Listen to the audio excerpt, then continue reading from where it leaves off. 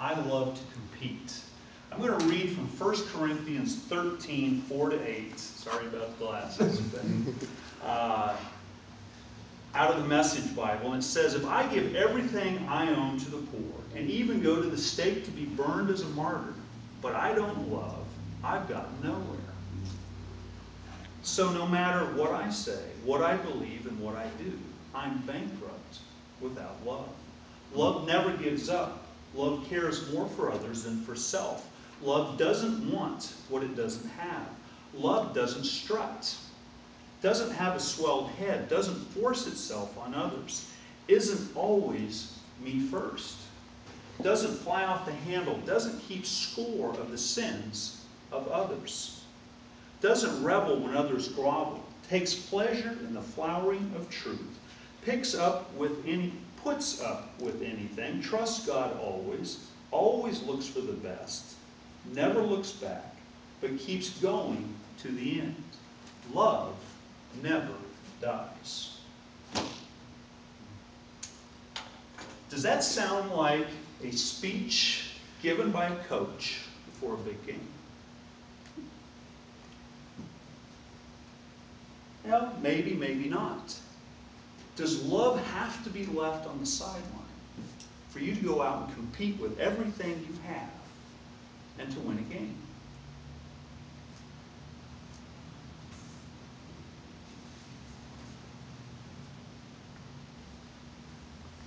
I'm going to give you 3 reasons today on why you can go out and compete with love in your heart. Number 1, have you ever played against a team that came into your gym or on the field and didn't play hard? They didn't care. They played halfway. If you stole the ball, go ahead, take it. You want to score, go down and score. If you play against a team like that, is it any fun at all? No. Why even play the game if you're going to play like that? So the number 1 reason you want to play hard is you owe the other team a great effort. An interesting example of this, about 5 years ago, my basketball team was playing against another school, and we'd played them before. We'd won by 20. Now we're playing them again, and their best 2 players are no longer on the team. So this is not going to be a good game. I told my team, we're going to play hard, we're going to compete, but we're going to treat that school with as much dignity as we possibly can. So the game starts. By halftime, the score is way out of hand, but by the end of the 3rd quarter, you could see the camaraderie starting to develop on the floor. You could see guys helping each other up off the floor. You could see them start to talk to each other out there.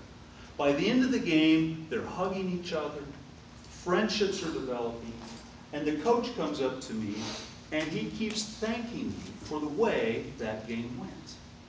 The final score was 65-15.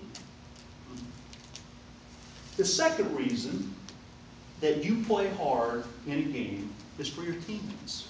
You want to do everything you can to help them succeed.